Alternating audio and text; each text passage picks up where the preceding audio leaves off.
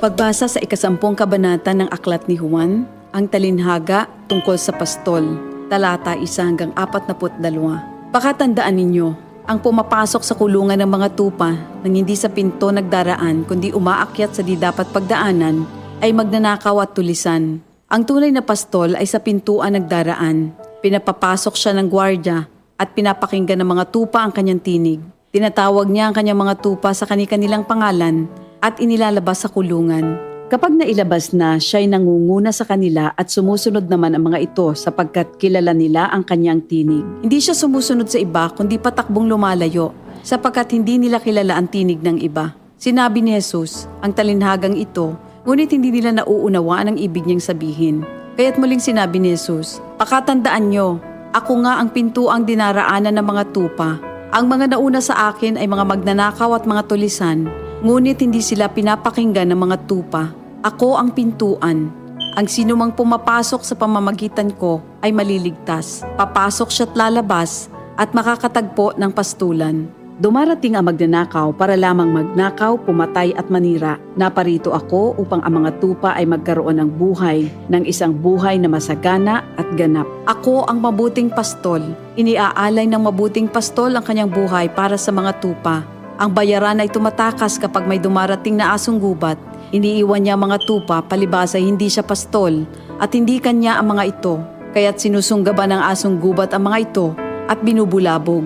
Tumatakas siya palibhas ay bayaran lamang at walang malasakit sa mga tupa. Ako nga ang mabuting pastol. Kung paanong kilala ko ng Ama at siya kilala ko, gayon din naman kilala ko ang aking mga tupa at ako'y kilala nila. At iniaalay ko ang aking buhay para sa aking mga tupa. Mayroon akong iba pang mga tupa na wala pa sa kulungang ito. Kinakailangan sila'y ipasok ko rin at papakinggan naman nila ang aking tinig. Sa gayon magiging isa na lamang ang kawan at isa ang pastol. Dahil dito'y minamahal ako ng Ama sapagkat iniaalay ko ang aking buhay upang ito'y kunin kong muli. Walang makakakuha ng aking buhay kusa ko itong ibinibigay. Mayroon akong kapangyarihang ibigay ito at kuning muli. Ito ang utos na tinanggap ko sa aking Ama. Dahil sa mga pananalitang ito, hindi na naman nagkaisa ng palagay ang mga Hudyo. Marami sa kanila nagsabi, talagang sinasapian na ito ng demonyo at nababaliw. Bakit ba kayo nakikinig sa kanya? Sinabi naman ng iba, hindi nakakapagsalita ng gano'n ng isang sinasapian ng demonyo. Nakakapagpagaling ba ng bulag ang demonyo? Taglamig na noon at kasalukuyang ipinagdiriwang sa Jerusalem ang pista ng pagtatalaga ng templo. At habang naglalakad si Jesus sa templo, sa portiko ni Solomon, pinaligiran siya ng mga Hudyo at sinabi sa kanya, hanggang kailan mo ba kami ilalagay sa alanganin? Kung ikaw nga ang Kristo, sabihin mo na ng tuwiran. At sumagot si Jesus, sinabi ko na sa inyo, ngunit ayaw ninyong maniwala. Ang mga ginagawa ko sa pangalan ng aking Ama ay nagpapatotoo tungkol sa akin. Ngunit ayaw ninyong maniwala sapagkat hindi kayo kabilang sa aking mga tupa. Nakikinig sa akin ang aking mga tupa. Nakikilala ko sila. Sumusunod sila sa akin. Binibigyan ko sila ng buhay na walang hanggan. Kailan may hindi sila mapapahamak at hindi sila maaagaw sa akin ninuman. Ang aking Ama na siyang nagbigay sa kanila, sa akin, ay lalong dakila sa lahat at hindi sila maaagaw ninuman sa aking Ama. Ako at ang Ama ay iisa. Ang mga pinuno ng mga Hudyo'y muling dumampot ng bato upang batuhin siya. Kaya't sinabi sa kanila ni Jesus, marami akong mabubuting gawang ipinakita sa inyo mula sa Ama. Alin ba sa mga ito ang dahilan at ako'y inyong gustong batuhin? Sumagot ang mga pinuno ng mga Hudyo, hindi dahil sa mabubuting gawa kaya ka namin babatuhin, kundi dahil sa paglapastangan mo sa Diyos, sapagkat nagpapanggap kang Diyos, bagamat tao ka lamang. Tumugon si Jesus, di ba nasusulat sa inyong kautusan? Sinabi ko, mga Diyos kayo. Mga Diyos ang tawag ng kautusan sa mga pinagkatiwalaan ng salita ng Diyos, at hindi maaaring ipawalang bisa ang sinasabi ng kasulatan.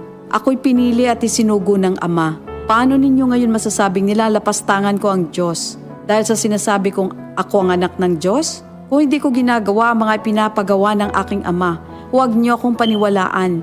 Ngunit kung ang ginagawa ko ay ang mga ito, paniwalaan ninyo ang aking mga gawa kung ayaw ninyong maniwala sa akin. Sa gayon matitiyak ninyong nasa akin ang Ama at ako'y nasa Kanya.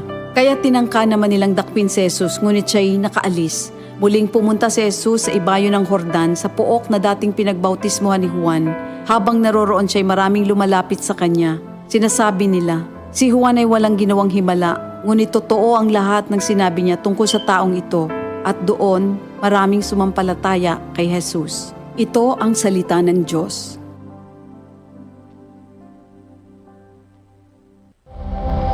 Ito ang DCXL News. 558 kHz. 6 na dekadang maaasahan sa balita at serbisyo publiko. Ang himpilan ng RMN Network sa Mega Manila. Live sa radyo at online.